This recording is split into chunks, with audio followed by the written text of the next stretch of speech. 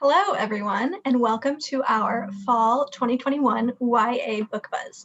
My name is Emily Day. I am joined today by my wonderful colleagues, Talia Scherer, Amanda Roundtree, and Samantha Slavin, and we are so excited to share some of our upcoming YA titles from Wednesday Books and Flatiron Books. Really quick, before we do that, here are all of the various ways you can get in touch with us. We love hearing from you, so please reach out with any questions, concerns, virtual hugs. Really, we just love anything from you. If you are interested in receiving Macmillan e-galleys, here is how you can do that. These instructions can also be found on our website. Be sure to check out our candid reviews of YA titles at the Days YA section of our website. And if you love genre fiction or are ready to try something new, check out Genre for All on the website for exclusive content, giveaways, recommendation, and more, all focused on fantasy, sci-fi, romance, and horror.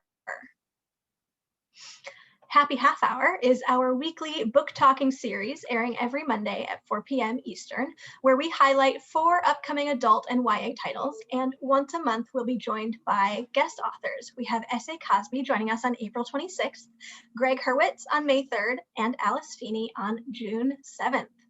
Now on to the books. First up is Enola Holmes and the Black Barouche by Nancy Springer. Enola Holmes is back. The nationally best-selling series and breakout Netflix sensation returns to beguile a new generation of readers. This time, Enola is taking on a missing persons case. Letitia Glover received a note from her sister's husband, the Earl, that her twin sister had died, but Letitia is convinced otherwise and enlists Enola to uncover the truth. Enola goes undercover and soon finds out that this is not the first of the Earl's wives to die suddenly. To solve the mystery, Enola gets help from her brother Sherlock, as well as an old friend you may recognize from the Netflix movie, the young Viscount Tewkesbury. This delightful mystery is great for readers both young and old. Both fans of the original series and those new to the series will find much to enjoy. Bright Ruined Things by Samantha Coho. Set over the course of a day, a girl realizes her life on a glittering magical island isn't what it seems in a 1920s set fantasy inspired by The Tempest. May has only ever lived on the island, surviving on the charity of the wealthy Prosper family who control the island's magic and the spirits who inhabit it. When the spirits start inexplicably dying, May starts to realize that things aren't what they seem. As she and her friends begin to unravel the mysteries of the island and the Prosper's magic, May starts to question the truth of what her world was built on. In this YA fantasy ideal for fans of Adrienne Young, Samantha Coho wonderfully mixes magic and an atmospheric historical setting into a fantastically immersive world with characters you won't be able to forget. I Am Margaret Moore by Hannah Capin. 4 friends are excited about the summer ahead of them until the events of the previous year come back to haunt them in this twisty paranormal thriller. Every summer, Margaret, Rose, Fleur, and Nisreen return to Marshall Naval School, where they go sailing and do drills and earn sunburns and honors. But this summer is different. Girls are missing and a boy is dead. Then, one by one, Margaret's friends vanish. Can she unravel the secret of summers past, or will she be pulled under by the place she once called home?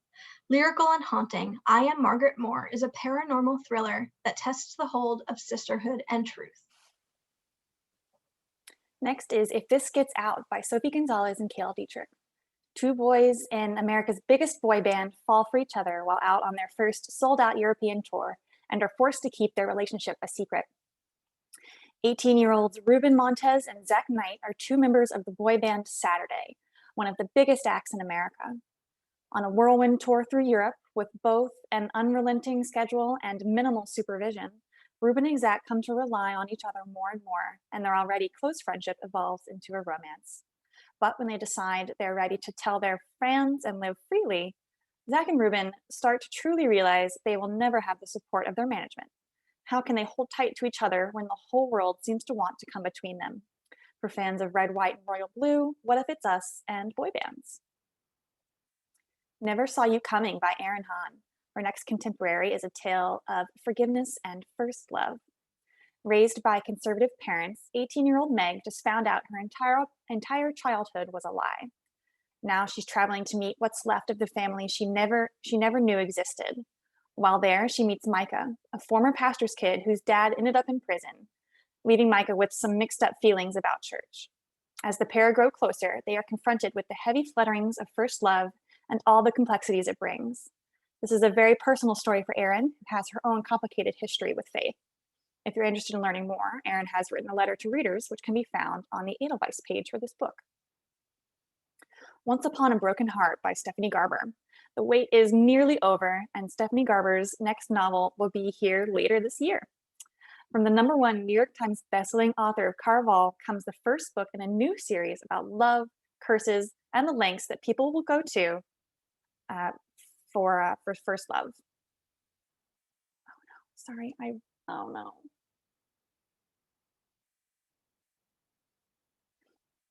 Evangeline Fox was raised in her beloved father's curiosity shop, where she grew up on tales about immortals like the tragic and misunderstood Prince of Hearts, who you may remember from the Caraval series. Evangeline makes a desperate bargain with the Prince of Hearts, but soon learns that he wants more from her than she's promised. And he has plans for her that will either end in the greatest happily ever after or the most exquisite tragedy. Remember Me by Estelle Lohr. If you could erase all of your painful memories, would you? Blue Owens wakes up one day with the strangest feeling that something is very wrong. Everyone is acting weird, and she found a note in her closet with a mysterious message. Eventually, the truth is revealed. Blue has paid to have her memories removed. What transpires is Blue's journey to get her memories back, uncover the truth of why she had them removed in the first place, and ultimately decide whether they were too necessary to who she is to lose in the first place. Next is Wild Tongues Can't Be Tamed. Ceresia Fennell is the founder of The Bronx is Reading, and this anthology features an all-star cast of Latinx contributors. Through the stories told in this anthology, the writers interrogate the different myths and stereotypes about the rich and diverse Latinx community. From immigration to sexuality, music to language, and more, these personal essays and poems are sure to inspire hope and spark dialogue. Contributors include Elizabeth Acevedo, Meg Medina, Mark Oshiro, Christina Ariola, and many more. Within These Wicked Walls by Lauren Blackwood is an Ethiopian-inspired fantasy retelling of Jane Eyre. Andromeda is a Debtera, an exorcist hired to cleanse households of the evil eye. When a handsome young heir named Magnus Rochester reaches out to hire her, she takes the job without question. Never mind that he's rude and demanding and eccentric, that the contract comes with a number of outlandish rules, and that almost a dozen Debtera had quit before her. If Andromeda wants to earn a living, she has no choice. She soon realizes that this is a job like no other, and Magnus is hiding far more than she has been trained for. Death is the most likely outcome if she stays, but leaving Magnus to live out his curse on his own isn't an option because, despite everything, she's fallen for him. Stunningly romantic, Lauren Blackwood's heart-stopping debut is Jane Eyre meets Beauty and the Beast, dripping with gothic fantasy. You've reached Sam by Dustin Tao. How do you move forward when everything you love is on the line? You've Reached Sam is We Are Okay because it offers an honest portrayal of grief and love. It's Your Name because the story is a magical connection between two teens. It's I'll Give You the Sun because it will leave you teary-eyed yet hopeful. It's Opposite of Always because it knows that love deserves another chance.